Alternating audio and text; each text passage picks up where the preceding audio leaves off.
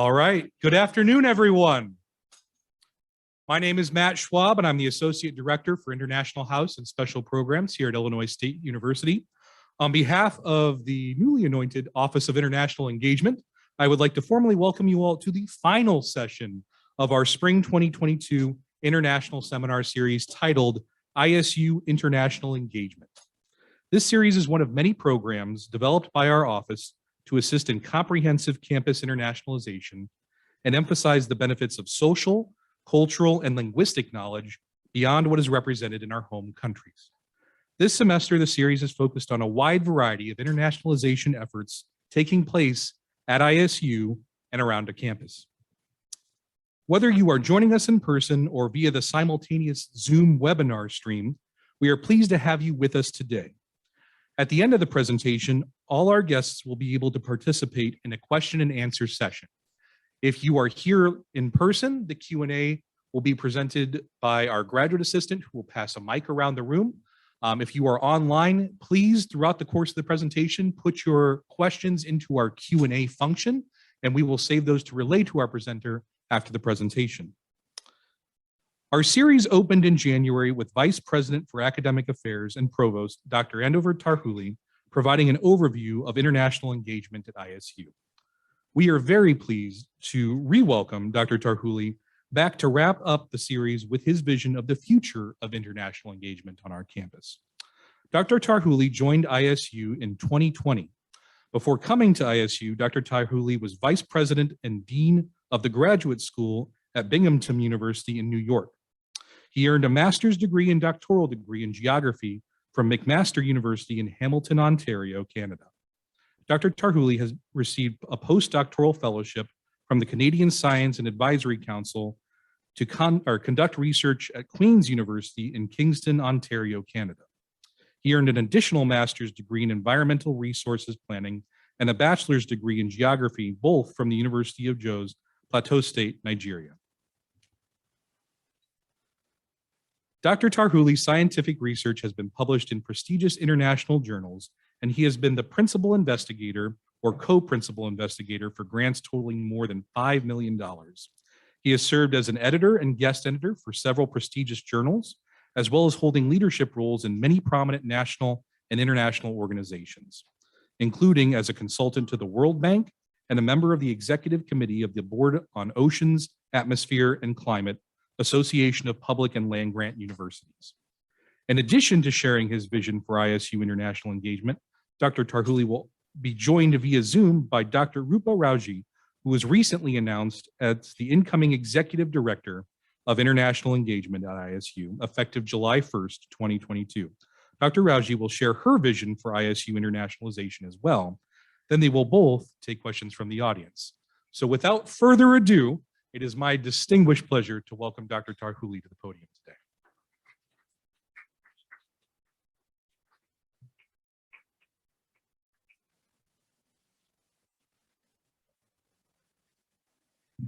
Thanks, Matt, and thank you to everyone joining us either in person via Zoom. As Matt said, I presented at the beginning of this series.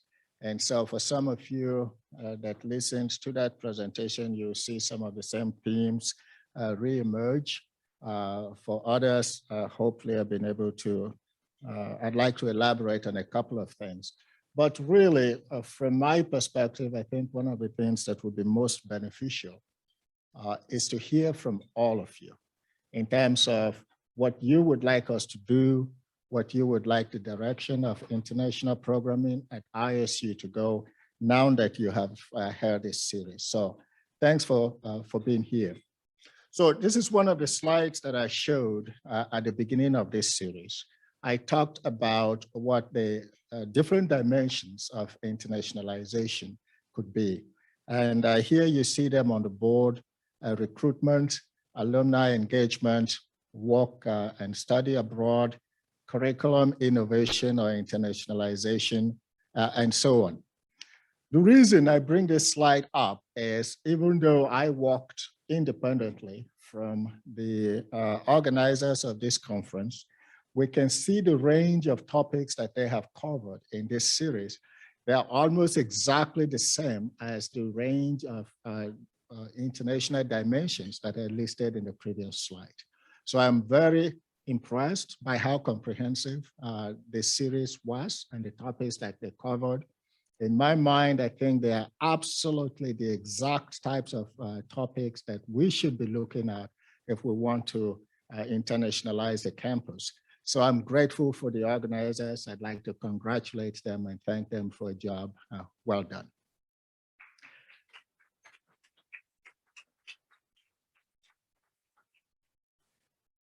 One of the other things I showed last time was the fact that in order to make progress, we have to make sure that our infrastructure is in place. We cannot internationalize if we don't have the appropriate infrastructure to support internationalization. So at the time I mentioned two updates of what we were doing in terms of internationalization. One was what Matt has referred to. We reorganized and renamed the Office of International Engagement. And at the time, we were conducting a national search for the executive director of that center. The other piece I mentioned was online education. Online education is, of course, a critical part of international education. And at the time I gave this talk, we were also in the process of we were conducting a search to identify a leader for that center. So I'm very pleased and very delighted to say that we have filled both of these positions. So the very first executive director of the Office of International Engagement is going to be Dr. Roopa Rawjee. And let me go back one bit. Dr. Roopa Rawjee. Roopa emerged from a very, very competitive and deep pool. I was super impressed by the quality of the candidates that we attracted to this position. And the fact that she may emerge as the winner, I think just speaks to just how good she is. She is currently, as you can see, Assistant Vice President, Office of Global Services at Northeastern University, a very prestigious university, and one that has done great stuff in terms of international education and engagement. So I think she brings great expertise, great perspectives to us. I'm super excited by what we're gonna be able to accomplish with Dr. Roopa in place. And I'd like to, again, congratulate not just her, but everyone that was involved in the search process that produced her. So I think she's gonna be amazing for us. I have no question about that. Related to that, we're also able to find a director for the Office of Online Education. We'd never had a unit dedicated to online education at this institution. And of course, we were able to model through like everyone did because of the pandemic. I think we did a pretty good job, but we also identified a number of deficiencies. So one of the things that came from the COVID was we decided we needed a lead contact, a visionary who would guide our strategy and development of online education. So we created, this whole unit is new. We created an entirely new unit, and we went out and searched nationally, and I'm delighted to say that we got Dr. Anthony Pina. Dr. Pina is a well-known person in the circle of online education. She's got tremendous number of publications. I think she's published more than 80 peer-reviewed papers related to online education. He has helped many other institutions create this programming. So I think he's exactly the type of individual we need to start our new unit. And I'm very, very pleased and excited that we were able to get him. So amazing overall. When we have these two people in place, I think he starts in June and Roopa will start in July. I hope that we all work with them collaboratively. We cannot simply hire people and say, go and do the job. It's still going to be everybody's job. The success that we record is going to be how engaged and how committed we are and how supportive we are of these individuals. But I'm confident that we will do that. We'll hear from Roopa slightly later on. Okay, just to remind us, in case we have forgotten or we need any reminding, the purpose of international education. we all need to know why we're doing this. And this quote on the board is one that was provided by the previous president, Larry Deeds. And he says, in today's globally connected environment, it is very important, more important than ever before, that we educate students who have not only an understanding of the immediate environment, but the globe as well. And he sets on this aspirational goal of our role as a university in terms of providing those kinds of students. It's not just the president, as I've said, over and over, regardless of who you talk to, the importance of a global education becomes a lot more apparent day by day. There are some people who may debate the fact that they think globalization is in retreat. You actually see that in news headlines. But at the same time, there's also compelling evidence that the world is becoming even more globalized. Regardless of your perspectives or where you stand, we see the supply chain disruptions today. We see the effects of the pandemic, the COVID pandemic. It started in one part of the world, and now everybody in the world is dealing with it. We see the effect of the war in Ukraine and how that's impacting everybody, and on and on and on. It doesn't matter where something starts. Because of the interconnectedness in the world today, it's going to circulate around the entire world. Therefore, it's very important that as we educate students, they have an understanding of what's going on out there. We don't live in a bubble, and we can't live in isolation. So our students need that exposure. They need that understanding. They need that engagement. And so we would be doing wrong by them if we don't provide opportunities for them to so engage with their peers around the world and to better understand other cultures and other people.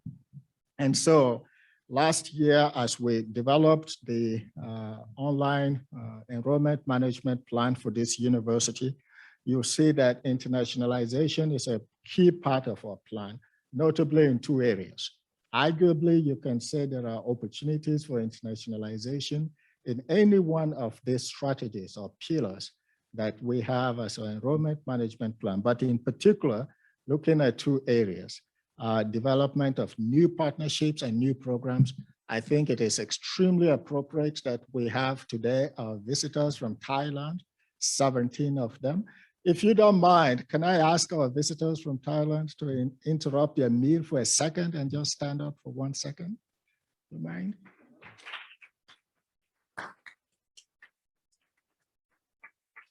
Thank you. These are colleagues, university leaders from Thailand, and they are visiting us for what, 2 or 3 weeks. They've been engaged with us already for 2 weeks online. And so developing these kinds of partnerships, 17, just here today from Thailand. Imagine if we had 20 of these types of partnerships and we could host that many. If we host even 10 people from our 20 partnerships, we have 200 different people on campus from different parts of the world. That gives opportunities for our own faculty to be engaged with them, for our own students to be engaged with them. And we learn a lot from what they do. It's not a one-way street. We learn from them and they learn from us. So building new partnerships, I think absolutely has to be a core strategy of our internationalization plan. These visitors come from different disciplines. They are not just in one discipline. There are engineers, there are economists, there are people from biologists, and so on. And so I would like all of us, we have an opportunity to engage with them and to see if we can develop discipline-specific relationships and other partnerships with them. So building new partnerships is a big part of our internationalization program. But we also have opportunities in things related to accelerated degree programs. We can build 4+1, 3+2 type degree programs, and I hope we take advantage of that, as well as new programs. So we have our engineering college online. We're working on a data science initiative. But what other programs can we develop that international students really would like, that where there is a need? So I think if we can identify those types of opportunities, that's how we expand our international footprint. And I invite all of you to think how we might be able to do that. And if you have some ideas, I'm interested in discussing those with you. Okay, so how can you help? How can you be involved in this role? There is a role for everyone. This is not just something that we can say, oh yeah, we hired Dr. Roopa, she's gonna do all of this. It doesn't work like that, right? If we don't support her and work with her, it's not gonna happen. So there's a role for everyone and every unit. So the very first thing I would say is we need to educate ourselves on best practices. And there are several sites online that talk about best practices and how you internationalize a campus. This is just one of them. Can you click on that line for me?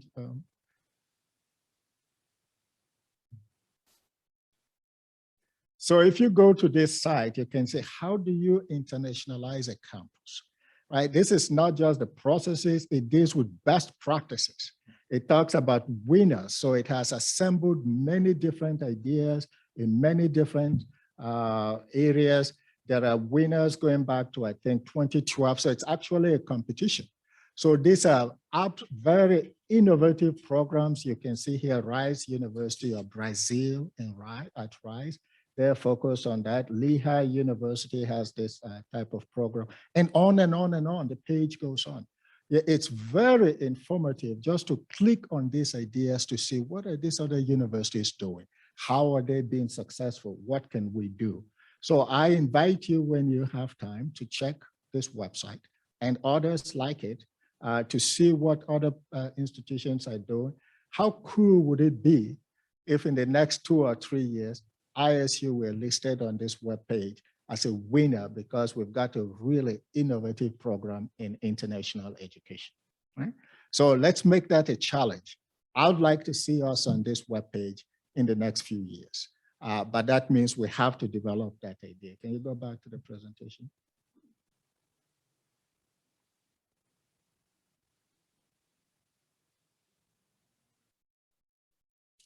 Some of these are really cool. The ones I've selected here, it doesn't mean they're really the best, but what you notice is both private universities, public universities are doing it, small universities, large universities. The range of the programs are also different. Some of them are institutional-wide, some of them are based on particular countries or locations, and so on. But some of them are also very ambitious. If you look at what Rochester University Institute of Technology is doing, RIT is no bigger than us, it's no better than us, but look at the ambition of their goal. How do you reimagine global STEAM education? That's what I call big thinking, right? That is big thinking for a university of our size, of our reputation, to think about something like that. So I think they set the goal for us, they set the bar for us, and I'd like to see if we can come up with this type of ideas and to be able to support them. So the key message here is we need your ideas. Roopa is not going to do it alone. OIE is not going to do it alone. It's the totality of all of our ideas and our engagement that will be really important. Okay, so what works? There are a number of things that we have seen from these best practices works really well. One of them is flexibility. Around the world, universities have different academic calendars. They have different requirements, different expectations, different grading systems. Sometimes we shoot ourselves in the foot when we expect everybody to conform to the practices that we have laid out. So if a university closes in August, but we say, hey, you must turn in your grades to us by March, or we're not going to admit you, who loses? And who wins if another university says, whenever you finish, whenever you graduate, turn in your grades to us and we'll consider you, right? We've got to be flexible about things like that. So if we're not flexible, we're going to lose out with the competition. So think about flexibility. The ways that we do certain things doesn't have to be exactly that way. Can we be a little bit flexible? I'm not asking you to change your standards. I'm not asking you to dilute the rigor of your process, but just be mindful that processes change, timelines change, expectations are different around the world, and we need to be able to be cognizant of those. We need to engage international stakeholders, especially our alumni. As you will see, and I think almost anybody in this space will tell you, our alumni are our best recruiters.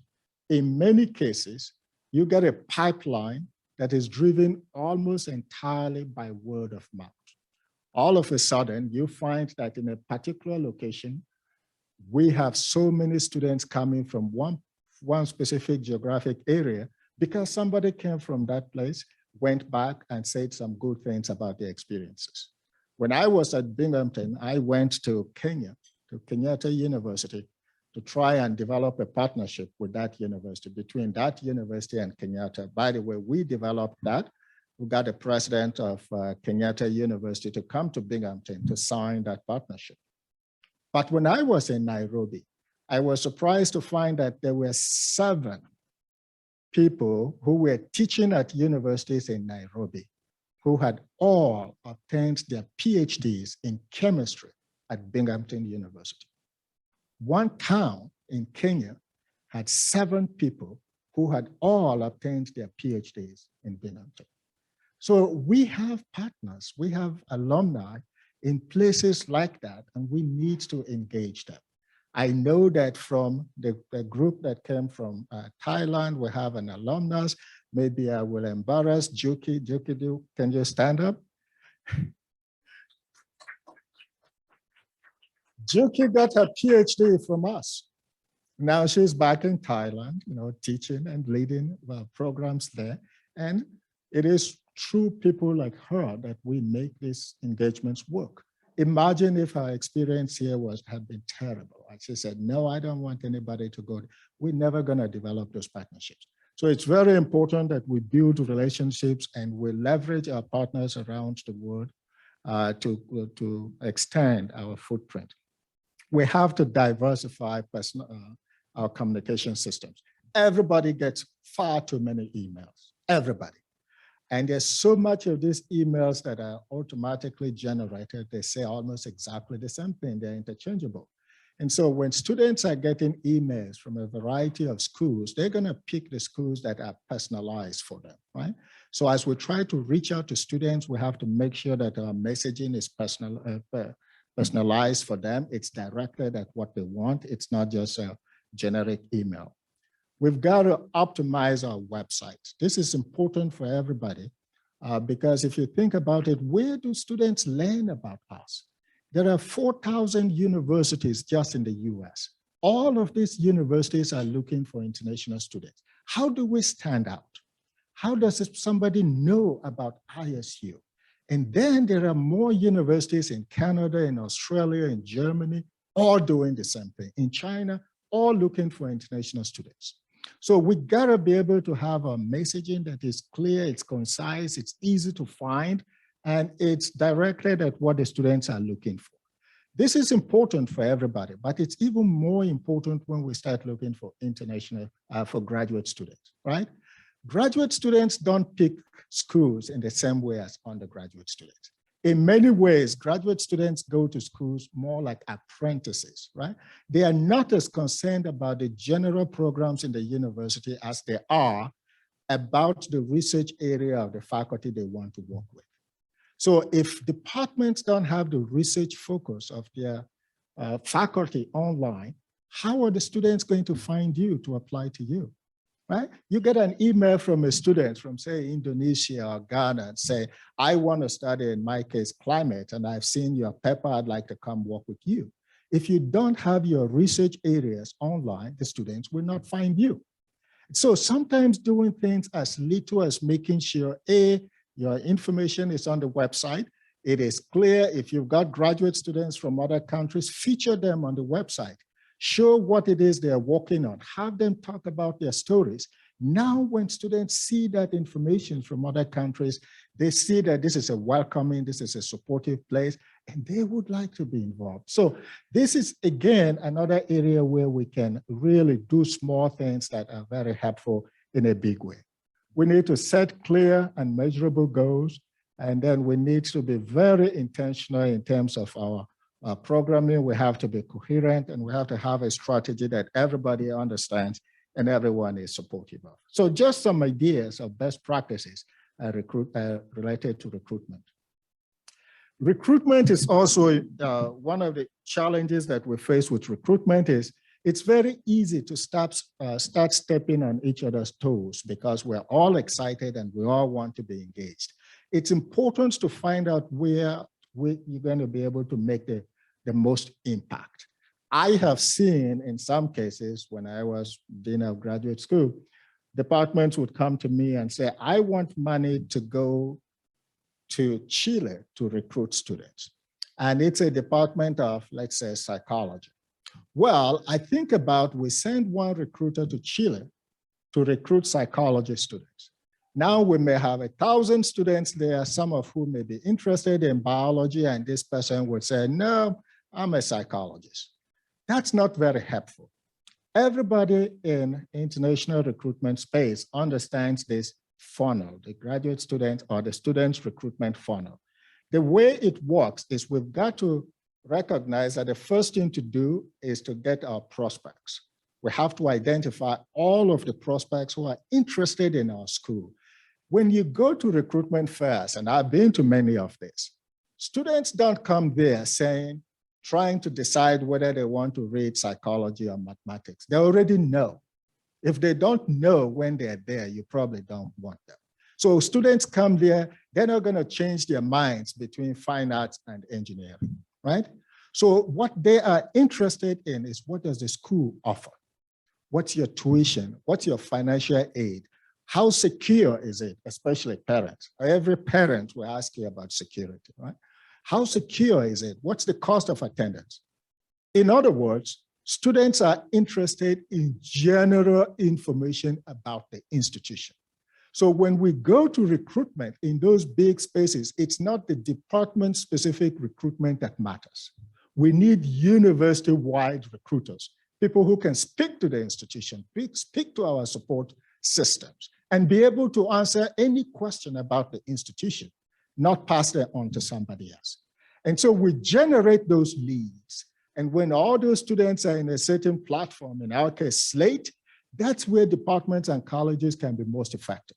Because now the students are indicating the types of courses they're interested in.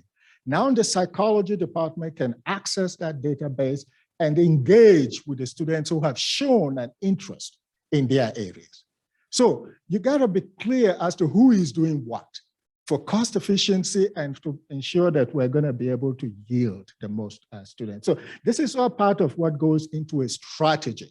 The university has a strategy where we know what we want to do, we know who is working in what area, and those people are focused on those areas. So I would hope that we develop a strategy like this. I would hope that we support the people we have assigned to these different roles to make sure that we're yielding maximum numbers, because the competition is really intense and we don't have enough resources to scatter in every different area. Okay. I had said before that this is a slide I shared about what I think is a vision, and it is this. We have some really effective partnerships right now. I believe maybe Oscar Leon, who is director of our Panama program, may be online. We have Dean AJ Samant, we have Associate Dean Terry Knowles, who lead our program in Panama in business. But since I got here, as they will say, I've been saying, let's expand that program to more than just business. Are there other programs in Panama that we can offer? And happily, we're discussing about potentially education. But if there are other opportunities, we ought to be able to expand on those programs. So I'm really looking forward to working with Terry and AJ and Oscar to expand that partnership.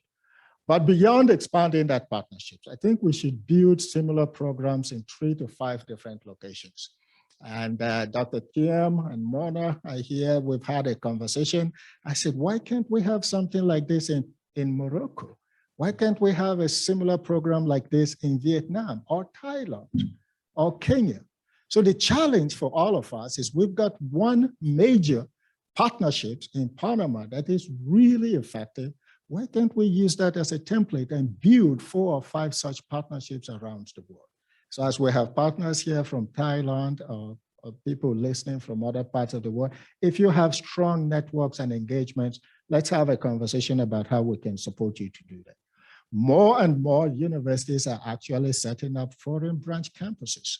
If you go look at, especially in the Middle East, many universities have a campus in the Middle East. They have a campus in another university in another country.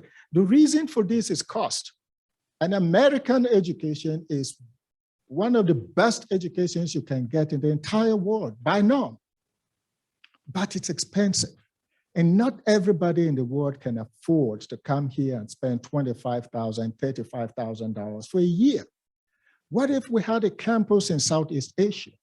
Now the students don't have to pay as much for residence. Maybe they still pay exactly the same tuition, but now it costs them $15,000 or $20,000. Now we're taking education to where the people are at their rates that they can afford. Nothing stops us in the legislation from doing this. It's only how big we want to think. It's how global we'd like to be. So I'd like to challenge us to think about things like that. 2+2 programs I've already mentioned. 2+2 programs not only extend our reach, they're also cost efficient. Again, imagine if it costs somebody $35,000 to come here to study. After 4 years, that's $140,000. Well, if they did the first 2 years in their country, they've just saved $70,000. Now it's $70,000 that they need to get an American degree. It's much more affordable. So by reducing the cost of our programs without tampering with the quality, we can reach a much larger audience, global audience. And so it's important for us. We plant our flag in those places. Other people get to know about us. These are the kinds of strategies that we need to be employing. And then we need to increase, I think that's, there's a grammatical error there. It says increase by 5%. I want us, our international students enrollment now is only 2.5% at this university. I would like it to be 5%. So we need to double our international students enrollment rate in the next 5 years. That's our challenge. If anybody understands why we can't do it, please let me know. But I'm more excited about talking to people about how we can do it. Same thing with study abroad, same thing with online degree programs. I think there's a lot more we can do. Here are some things we need to do. First, we have to recruit the students, as I mentioned 2 slides ago, but we also have to make sure they have a supporting, welcoming environment when they're here. Sometimes it makes me uncomfortable when we see international students are excluded from a lot of things that happen around campus. I have a personal experience here that I can relate. It's actually a good one, but it didn't start out in a good way. So my wife is Dutch, and I met my wife because we were both international students in Canada. And on the weekends, we were always the only 2 students left in the entire building because everybody else went home. Well, it's pretty hard to go from Canada to Nigeria on a weekend. So we were stuck. And every weekend, I would see the light in her office was on and the light in my office was on, and nobody else in the entire science building. And so we got to talking, and one thing led to another, and that was 30 years ago. So I don't want you to think there's no love. There's a lot of love because we've survived 30 years. But my point is, we've got to be very intentional about engaging international students when they're here. It can be very lonely to live in a different country. Sometimes you miss your food, you miss your family, you miss the type of things you want. And people within those countries can be very forgetful. It's a weekend. Invite an international student to your house when you are going home. It is the experiences that students have when they are in a place that really makes a difference. It's not just the academics, it's outside. So I want us to be very intentional about getting to know international students when they're here. Make friends with at least one of them, or 2 or 3. Now you have other places where you can visit when you get there. As departments, we need to support our students to help them to make those kinds of connections. It's a win-win-win-win for everyone. For international students, they feel more welcome, they feel more supported. For our own students, they have more friends outside of the world, and they get that engagement and perspectives that we talked about. So I would support that. We need to create a responsible and agile recruitment system. Again, if we're too rigid, if we don't want to change anything, you send in your application on the 3rd, nope, deadline was 5 p.m. yesterday, wait for another year. We are the losers. So we need to be much more. Make internationalization a campus priority. This is a goal not just for Roopa. Is Roopa online? She may be getting worried. I mentioned her too much. But this should be a priority for everyone. I would also like us to create at least one keystone partnership on each continent. So we've got a partnership in Panama. Maybe Panama becomes our beachhead where we reach out to all of Central America and maybe South America. We need to have a similar type partnership in Southeast Asia, in Africa, in the Middle East. So if you ask, what's my vision? I would like us in the next 5 years to have those partnerships in those different places. So anybody who comes from those locations, who have research there, who is experienced, has networks that we can leverage to build those partnerships, please have a conversation with me and Roopa and Annie. When Roopa gets here, I'd like to support you to make those happen. And then we need to increase or strengthen the number of agreements, active faculty exchange agreements that we have. So we've got 17 visitors from Thailand. What's the plan for sending 20 visitors back to Thailand so that they engage with our colleagues there? If we have colleagues from Shanghai, from China, what's our plan for sending an equal number of students back to those countries? It's got to be a two-way exchange. Otherwise, it doesn't work. So as you can see, these are just examples of ideas that we can implement. No one person can do this. It's up to all of us as an institution to embrace this view, to embrace this vision, and to make it happen. And I know we can make it happen. So I'm looking forward to hearing your ideas about how we move this. So I couldn't possibly say that bigger than it is already, right? I used the largest font I could find, which is, we want to hear from you, right? It's not just one way. We've got to hear from you, whether you're a student, whether you're a faculty member, you're an administrator, we need to hear from you.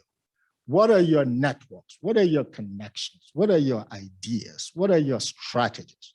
It's only by putting all of those together and integrating those ideas and coming up with the very best ones that we can succeed. We must also acknowledge that we don't have an unlimited amount of resources. Therefore, we need to be very strategic. Where we're likely to get the highest return on investment. And so getting those ideas and prioritizing those ideas and diligently following through on their implementation, I think is what is going to set the future for us. And I think if we do that, the future is very bright indeed. And I look forward to working with each and every one of you to make that happen. So with that, I'd like to say thank you and open it up to questions after we hear from Roopa. Thank you.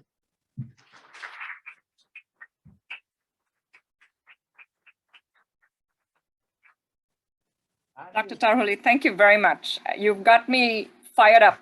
I love the thoughts that you shared. And very much aware and sensitive and appreciative of both, you know, the responsibility and the honor to be able to come to join ISU.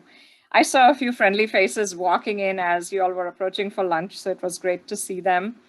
And to our delegation from Thailand, Sawadika, I hope you are having a good time and a good, profitable, positive visit. I am sorry I am not already there. But I'm very much looking forward to joining and to being a part of the ISU community. Dr. Tarhule, you covered so many wonderful pieces. I think we will find that we are very much in alignment with those ideas and thoughts, with both the vision and the pragmatic part of internationalizing the campus. When, you know, one of the things you asked me to address was, why did I select ISU? And I was looking for an opportunity that would allow me to bring my cumulative experiences to a role. And when I saw this position at ISU, it's also known as the Senior International Officer position. And it was my dream job. It was my opportunity to bring a lifetime of experiences together to make positive contributions, which was what attracted me. And then when I came to campus and I met everybody, those of you who are in the room that met with me, I kept saying, my God, this is a hidden gem. Why isn't this school well known? Why doesn't the world hear about what you are already doing? So I think the High School Award and from NAFSA, the Simon Award are very much within reach for ISU. They are very much a goal that we will have on our agenda and our radar and aspire to. Because I think there is already so much great momentum on campus. There is such a rich plethora of academic opportunities and offerings that are already in place. So I think I'm looking forward to learning a little more, doing some assessments, hearing from folks. Exactly as you said, Dr. Tarhule, I think I want to hear from folks what works, what are the pieces that the Office of International Engagement can do. Many years ago, I made the decision to change my career trajectory from teaching to administration because I wanted to devote my life to helping students and faculty shine. And so I bring that commitment to you to be able to provide that leadership where everybody contributes. What a beautiful campus, what a beautiful community where I saw so much positive energy. Everybody wants to be engaged with this work. And I see myself as being that facilitator, collaborator to bring this all to operationalize our goals. So thank you very much for that opportunity and for this new beginning to be able to bring all the people together. One of the things I do well is to work with people. And I think that is going to be very, very important as we embark together in this new academic year once I have arrived on campus. I think in, just being mindful of time, why don't we open it up to questions and take a little bit of have an interactive discussion with the audience at this point. I see something in Q&A. Yeah, so sorry, Dr. Rawjee. But thank you, everybody, Provost Tarhule and Dr. Rawjee. We will now alternate between taking questions from the audience, and then I will also read off the questions from our online guests over here so that Dr. Tarhule and Dr. Rawjee can answer them. So I will ask Dr. Tarhule to please come back up to the podium, and Jackson, our graduate assistant, will be going around the audience. If you have a question, please raise your hand and he will bring the mic over to you so that you can read the question to our presenters, and then we will be happy to answer that. So.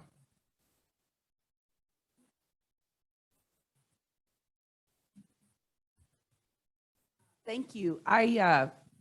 There's a very important need for the community at large to be involved with this process as well. And besides some obvious connections such as hosting or entertaining students from other countries or faculty from other countries, are there some other kinds of best practices that involve the community that might be implemented? May I take that? Please. Thank you. And thank you for the question. I think there is a lot of richness in the community that can very, very, very easily and powerfully woven into working on the internationalization piece. I think a lot of our graduate students have spouses or family members, where we can engage in learning opportunities, in English language learning opportunities that are informal.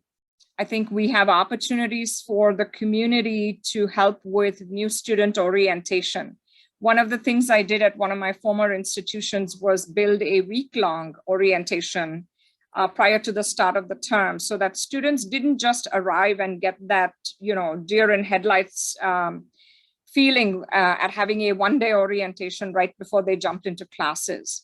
And as I wove the week-long orientation program, our community members were really important to me, where we were able to engage community members in helping us, for example, with a tour of the town. with helping talk about the history of the town. It's a small town in Massachusetts, established in the 1600s.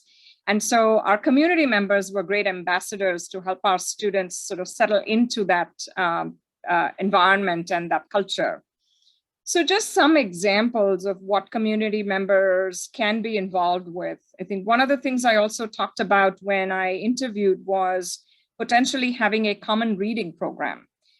We had that at this institution as well. And, our students were able to engage in the reading opportunities, meet at the local library.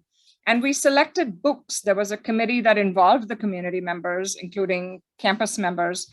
And the readings were focused on international pieces, tying back to partnership agreements. So there was a real intentionality in selecting the material, and then the events and the cultural opportunities that were all tied around this common reading.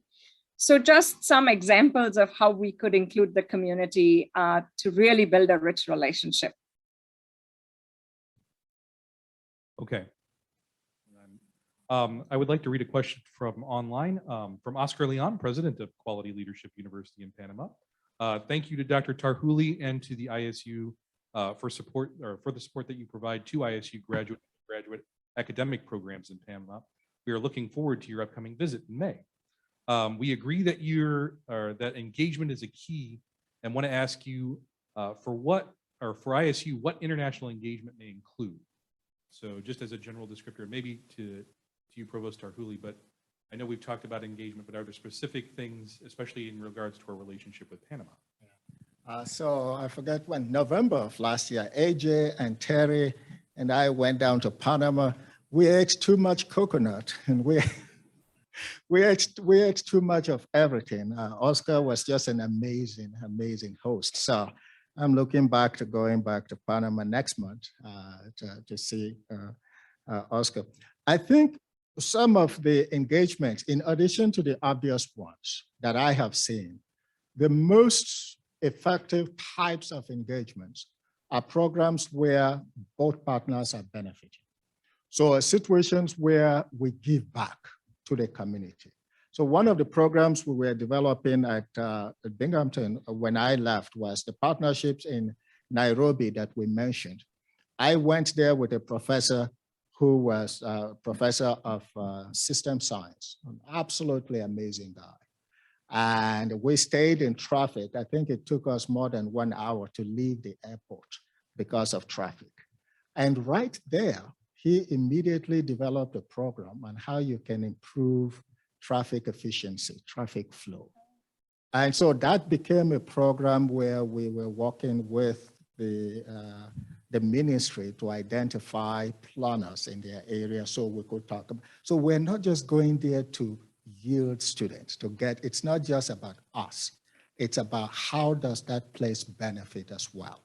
So anytime you have, and other programs related to health, I have seen other programs related to other things. So if we have a partnership in Panama, well, for example, not if, we do, and I mentioned this before, next time we go to Panama or next time our faculty goes there to teach, shouldn't just be about teaching our students and coming back. It should be an engagement with people in their area where opportunities arise in Panama, in Thailand. So it's a two-way flow of information.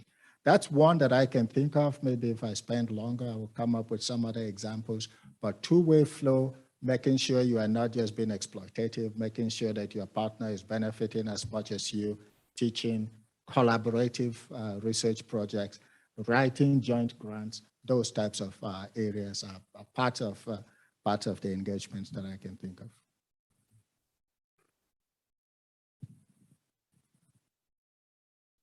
Sawadee from Thailand. I have a question. As I work in the Office of International Relations, I would like to know how can you manage internationalization at home during COVID-19? And I would like to give an example that from my office, I found that it surprised me to have strong relationship with neighboring countries like Indonesia and Malaysia. We have lots of online workshop for three international students from the countries, and we love that, and we found that even during COVID-19 we could do something good and something that we have not thought about before while we doing it on site. Thank you. I couldn't agree with you more. One idea that I've always I've suggested and I'm always curious about is now almost every university everywhere has capacity for online classes. And we know that international education is expensive. Sometimes the people who most need it are least able to afford it. And so it becomes somewhat an economic issue. So how can we create programming with all the expertise in technology and online education that we have now that allows, if I will use Thailand again, a student in Thailand and a student here to take exactly the same class taught by one professor? We are beginning to do this in Panama, right? AJ has just built in a system where we're beginning to do this in Panama, where the lecture is being given at our site in Panama, but students from other countries in the sub-region are taking part. Now, Thailand and us will be difficult because they're exactly 12 hours apart. So somebody is going to be sleeping. But if we have classes that are in the same time zone, what stops us, for example, from giving a class here with students from Brazil or Argentina participating and they're being taught by our faculty? This is part of what the MOOCs, I don't know if you guys remember the MOOCs movement, was supposed to achieve, or a variation of something like that. So we absolutely have an opportunity with technology. We also have an opportunity with the curriculum. So when we go to teach, how many examples do we give of other places around the world, right? Almost anything we're teaching in our curriculum, there are local examples, there are international dimensions. So opening up opportunities for students to see how things are different or the same in other parts of the world. That's part of internationalizing the curriculum. So not all our examples have to come from the Midwest. That will open up opportunities for students as well. Okay, I have another question from our online audience from Oscar. It is known that there will be a high school student graduates cliff in or before 2025. Is ISU planning to increase its international student recruitment effort, and how will ISU do it? So, again, probably a question for you. I feel like passing that one to Roopa. Yeah. I'm happy to take it, Dr. Tarhule. I think Thank you. we have the charge, right? Dr. Tarhule talked about wanting to see the increase to at least 5% in 5 years. I think one of the first things I will want to do once I have arrived is to assess what we are currently doing and then look at how we can ramp up those efforts. And again, there is the virtual space with the help of agencies. Dr. Tarhule had a slide where he had referenced ACRO, which is the national organization that supports admissions officers. ACRO has a lot of strategies, resources, and recruitment fairs that occur both in the United States and they can assist us with other strategies as well. Similarly, there are other organizations. One of my favorites is Education USA, who offers free resources that we can utilize. They also have advisors by the regions of the world. They are called REACs, and they assist with strategy and helping us set up recruitment fairs, both virtual and in person. So I really want to look at what we are currently doing, what needs to happen, and then how do we scaffold those efforts over time to be able to increase our recruitment efforts.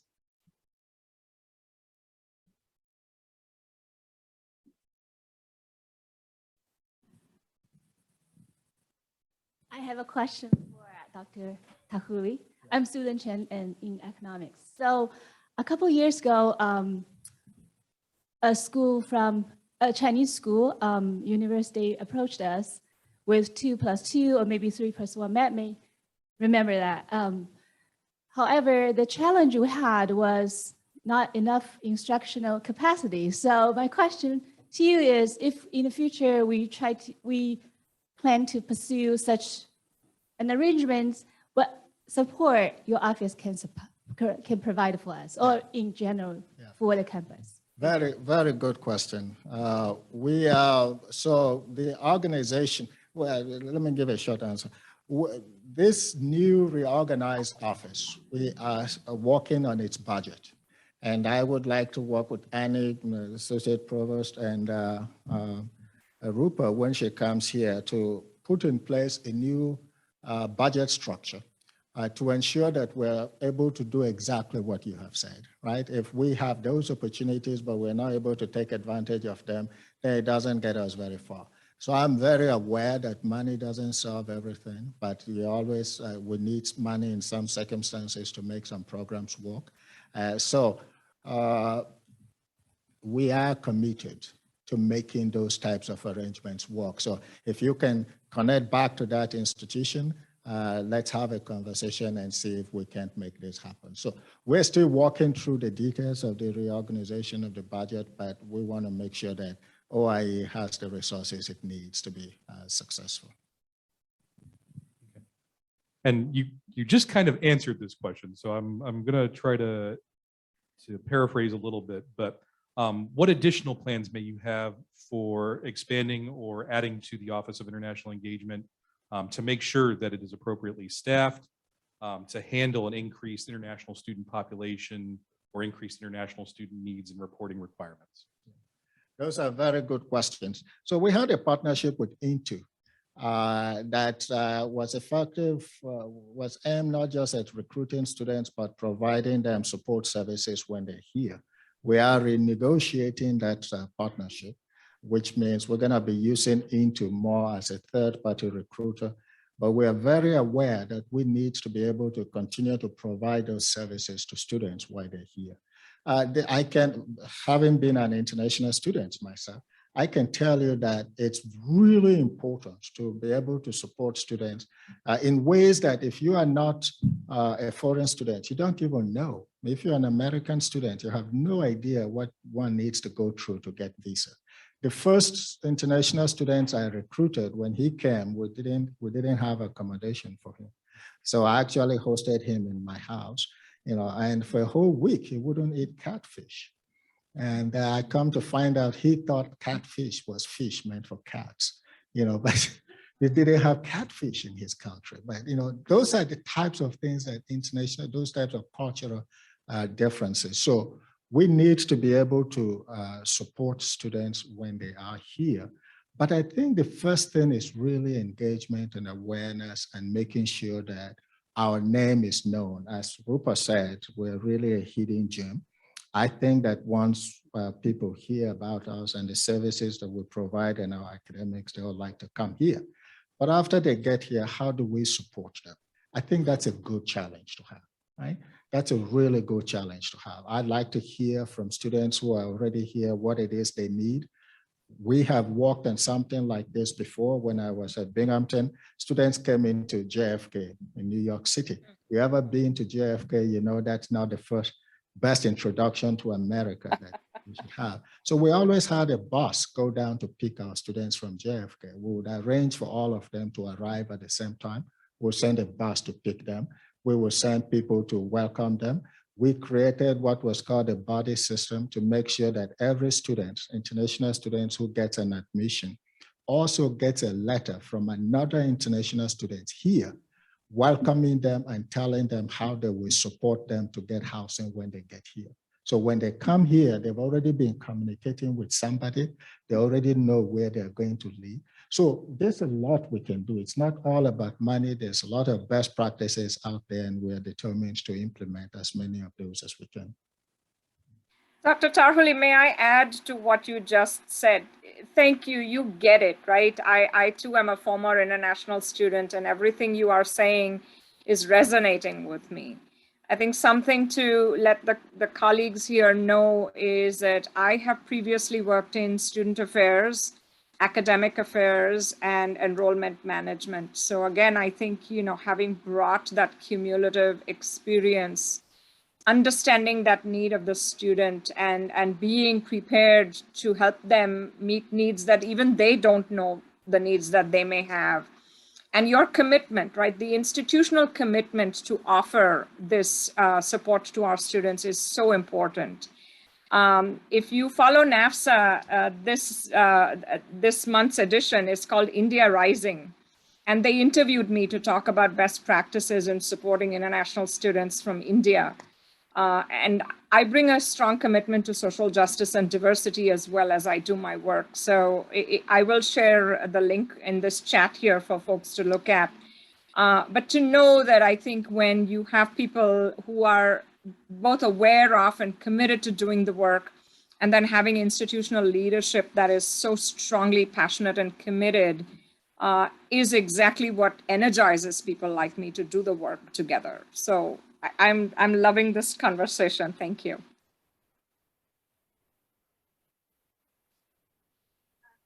My question is creative ideas about how to involve international alumni in recruiting and spreading the word, because it's hard. They're all over the place. We've often lost touch with them. How do we regain that and engage them in this process?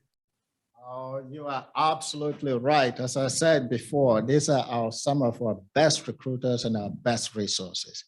Again, in our last trip in Panama, we met some of our alumni from the Panama program, and we went to a restaurant owned by one of them and had one of our best meals. And she's an alumni of the ISU program.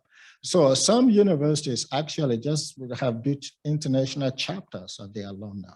It's an opportunity for those alumni to engage and reconnect with each other, but we can also leverage those. So one of the things that I really would like to see happen is we develop where there is enough critical mass to do so.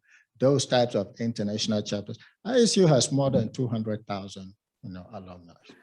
Several of them are in different countries. So we have an opportunity to open up those types of international chapters so they can.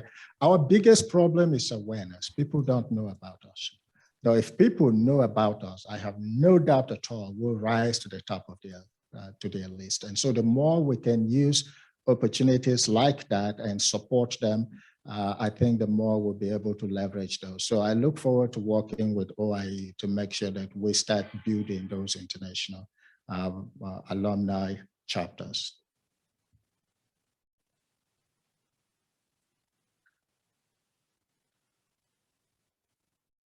All right, everybody. That concludes our series presentation for today. If we did not get to your question, please feel free to email internationalseminar@illinoisstate.edu, and we will relay your question to our presenters after the presentation.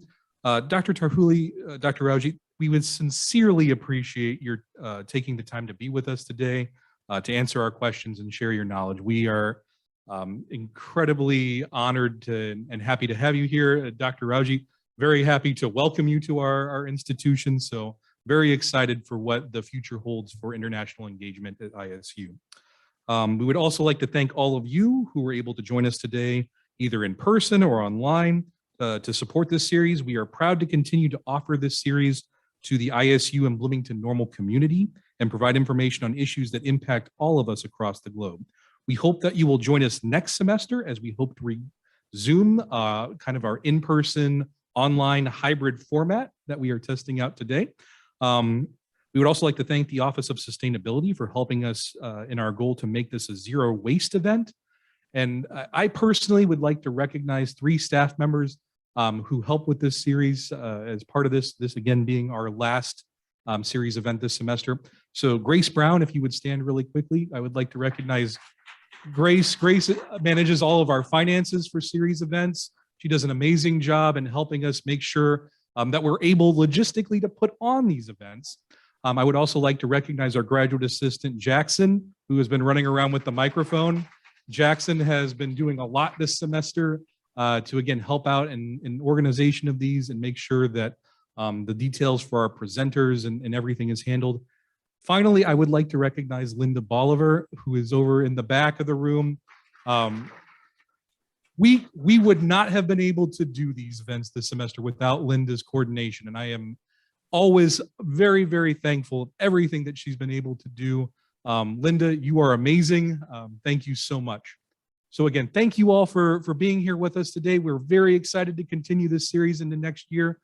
We hope that you've enjoyed this, and we're again excited for what the future may hold. Take care, everybody.